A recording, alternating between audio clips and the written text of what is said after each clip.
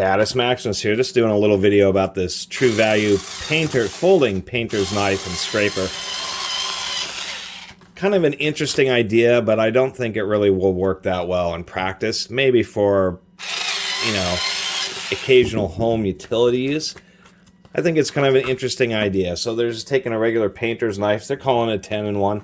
Use to scrape out caulking, scrape out old paint around windows and all that type of stuff. They claim to use this as a paint can opener, but I can tell you that may work a few times, but you're going to get into one of those cans of paint where that has been glued shut from wet paint, and this thing is going to bend. There just isn't that much material there. Their idea here is a liner lock, so kind of like a, you know, standard type of folding pocket knife, where you can fold this, keep it in your pocket, and you don't have a sharp edge. I think the real issue here is a lot of times, you know, you're putting quite a bit of force on this, trying to dig out caulking and other stuff. And it's not a full tang like a standard painter's knife is. And so you're going to be putting a lot of stress on that. It's going to be getting loose. The blade thickness is actually about the same as what a fixed handle style would be. I just don't know if this is something that you would entirely want to rely on if you're doing it professional. But as far as a homeowner, I can see how this could be handy. These are knives, so these two edges are pretty darn sharp. You do want them sharp if you really want to get some good scraping. And they have some odd suggestions, like such as setting push points, which are little metal tabs that hold in panes of the glass. In the image, they actually show you using the front edge of the knife, which of course will ding it up, and then it won't be as good of a scraper. So they may kind of miss a point on a couple of aspects of this. It does have a radius corner, so you can use that in caulking just to help spread, or once you put it in there to help clean it up to make a nice radius. So they did think about it. So when you're using the knife in a direction where the forces are applied to the liner lock, and they have a bunch of warnings about, you know, do not twisting forces, blah, blah, blah, will damage the lock, result in injury. So you do want to be careful about that. They did think about that. So when you're going this way or using the blade this way, digging out stuff, it's going against the backing post here. So, you know, and with the aluminum body, I suppose it's okay. A little bit spendy. I think normally these are like 15 bucks, although they, like this one, do go on sale for around 10. And so as I think about it more, really my first impressions were it's pretty cheesy. The liner lock with this cutout is super easy to push. At least I do appreciate that.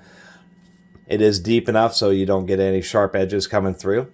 I think maybe if you're working on a ladder or that type of thing, these painters oftentimes, they are not carrying big tool belts like a carpenter or something. This could come in handy. But there are, of course, are the concerns. Overall structural and durability compared just to a standard fixed handle knife. The second thing, being involved in painting, as anybody knows, you get paint everywhere, and this is the kind of tool where you're going to end up getting paint, you know, in the hinge, and it may become real sticky where you end up just leaving it open. And in that case, you should just save a little bit of money and just buy a regular fixed handle.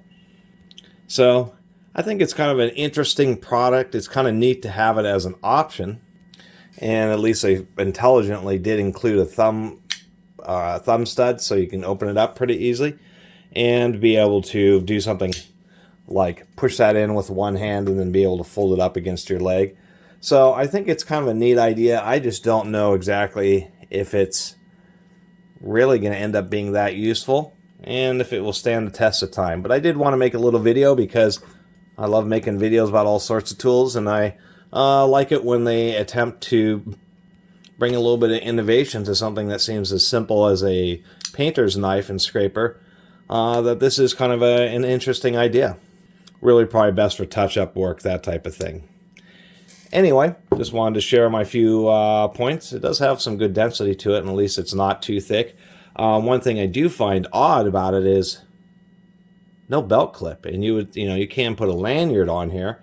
But not having a belt clip or a pocket clip is also a little bit short-sighted, because if it's folding and you're carrying around with you, it might be nice that it isn't sunk to the bottom of your pocket, that it could be clipped on more easily accessed. It's probably like the biggest short sight.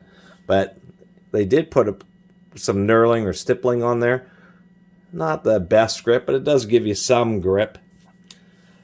Don't know what really else to say. Just saw this and thought, oh, that's interesting. Never really seen something like that before. So just wanted to share it with you all.